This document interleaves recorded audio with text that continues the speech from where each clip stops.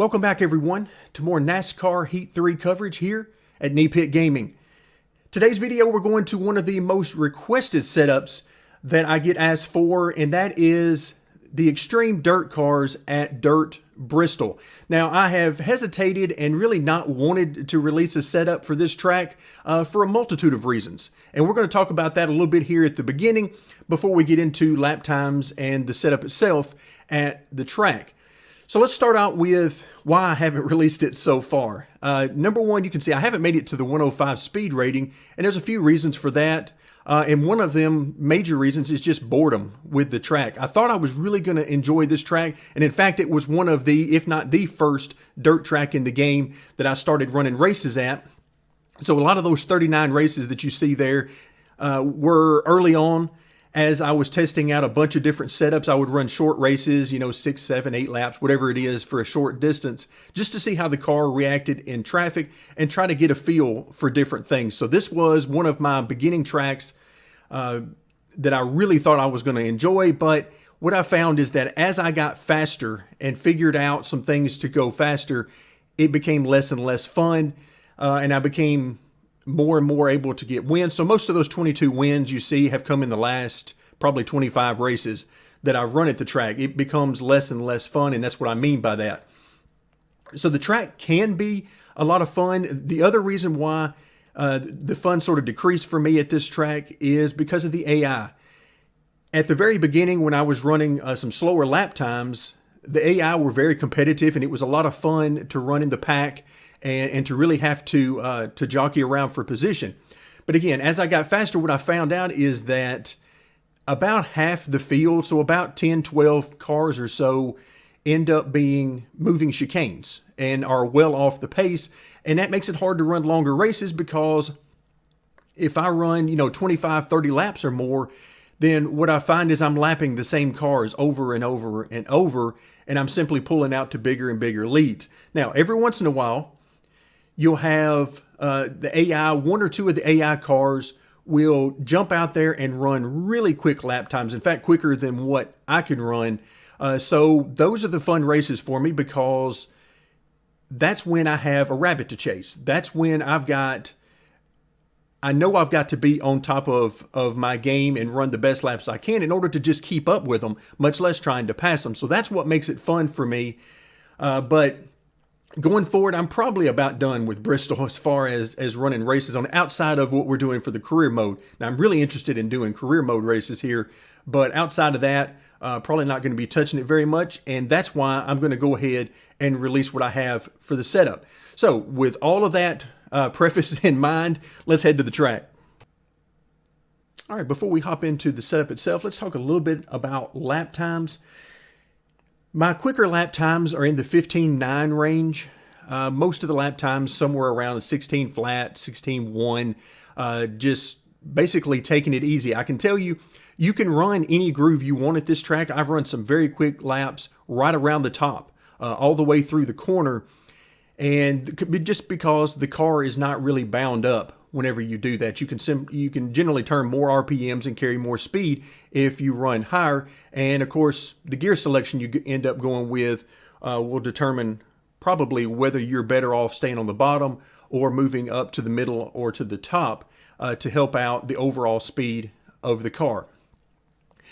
So before we talk about the setup itself, I want to let you know that I've run probably about 4 or 5 different iterations of setups and been about the same speed.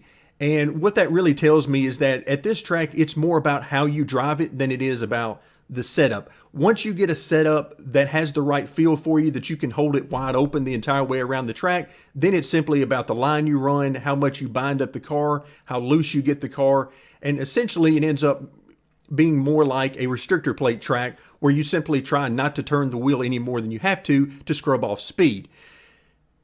And of course, that takes away some of the fun as well, because I really like manhandling these dirt cars, but unfortunately, that's not always necessarily the fastest. So we're going to begin our discussion on the setup itself with the weight settings. Now again, as I say in all of my videos, we don't really have enough time to go into the shock settings. I use Traditionally, on the setups that I release, 3 and 5 for the bump and rebound, because that works good for me, but there is certainly a lot of room for adjustment if you know how the shocks work and really want to get into that. So I'll leave that to you guys to adjust there. The weight settings, we want maximum left side weight. Front weight, I'm using a ton of front weight here, 54%. That is for stability in the car. Keep in mind what I said about running this like a restrictor plate track. I'm trying to turn the wheel the least amount possible. Essentially, what I try to do is get the car turned and rotated on the entry of the corner so that I can flow through the center of the corner and the exit of the corner with minimum speed loss, and in fact, start gaining speed as I approach corner exit. So I want the car to be very stable, because if the car gets loose and the rear end starts hanging out, then you're simply scrubbing off speed, and that's no good. So 54% on the nose weight. If you feel like the car is too loose, then try to increase that a little bit, and that will stabilize the car and tighten it up some. If you feel like the car just won't turn at all, then reduce that number. Maybe go down to 53 or try 52, something like that, and that will certainly loosen up the car and enable it to rotate more. The wedge number is very low at 48%. That's because whenever I turn the wheel, I want the car to rotate. That's how I drive. One of the ways I drive this track. As I mentioned, there's many different ways to set it up for this track. The way I finally decided on for releasing, I used a lot of front weight or nose weight and a lot less wedge than I would normally run. Again, the wedge number controls how quickly the car rotates, specifically into the corner. So if you're finding that the car is too loose on entry and you're scrubbing off speed from being too loose, then increase the wedge number, and that'll help you out. The front and rear ride heights are at 6 inches. Nothing really a whole lot to talk about there. Moving on to the spring settings, 280 pounds. That's the maximum left front spring. I like that. Left front doesn't do a whole lot sometimes, depending on how you drive it. You can actually carry the left front on some of the tracks, but I like to use the maximum left front spring because that helps me on corner entry as much as possible. Right front spring is at 220 pounds. Now, this is very important. The right front spring is very important for the handling of the car. The higher number you use on the right front, the tighter the car is going to be, particularly on corner entry. So if you're very loose on corner entry, then increasing the right front spring will help with that.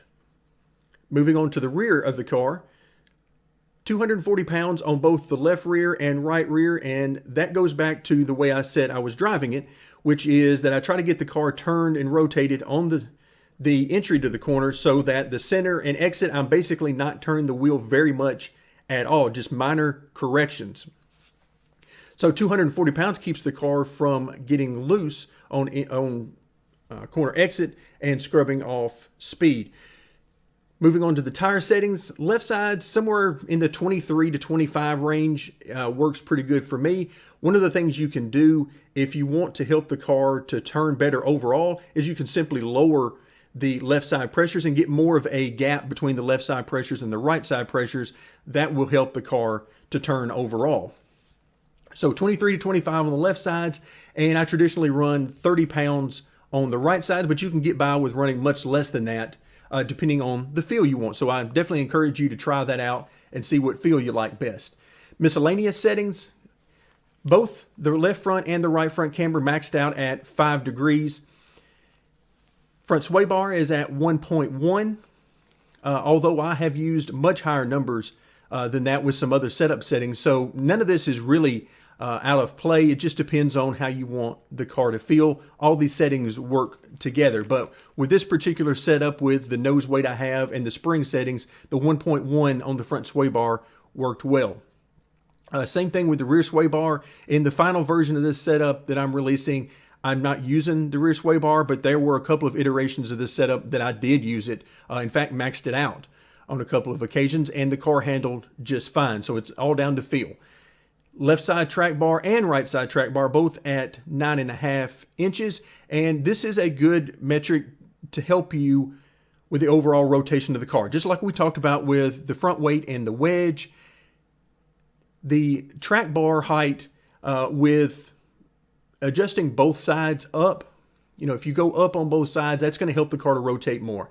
If you decrease the track bar, that's going to tighten up the car and it won't rotate quite as much. So that's a very quick and easy adjustment.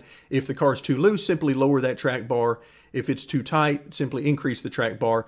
But again, it's not quite that simple in the way it works in reality, but it's a very simple adjustment if you just want to keep a few things in mind. The brake bias, I don't really use the brakes here. When I'm in traffic, generally what I will do is blip the throttle a little bit, and the car rotates just fine, even at full throttle, never lifting. So lifting just a little bit will enable me to quickly change positions, maybe run low if I'm running high, or so on, just depending on what kind of traffic I'm in. Not using any grill tape. Wheel lock is at 35 degrees. Now, that is the maximum number, and I can tell you that is going to make this wheel steer very quickly. So keep that in mind. In fact, if there is one adjustment that you want to start out by making, I would decrease that wheel lock until you get used to the setup. In fact, I almost released the setup with a much lower wheel lock just for that reason, because I know a lot of people will pause the video once they get to the part where I show the setup and never listen to a word I say. So that is very dangerous in this case, because if I start getting a lot of messages where people say the car is just weird on the straightaways, the car rocks back and forth, that's from the wheel lock. That's because every little bit you turn that steering wheel is amplified, and it turns into a much greater turn because of that increased wheel lock. So pay attention to the wheel lock, and if the car is going crazy, then simply reduce the wheel lock down to something like 15 or 20, and you'll notice a huge difference in the handling of the car. Steering offset is at 0.05. That's simply to offset some of that pull to the left from all the camber that we're running in the front of the car. Now, gear settings, the rear end ratio is at 4.11, and there are numerous different settings you can use.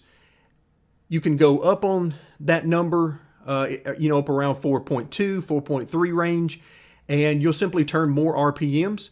That'll change the handling of the car. So it's all back down to feel and how you want to drive the car as to what works best for you. But I chose for the release version of this setup not to run the RPMs extremely high. So that's why I decided on 411.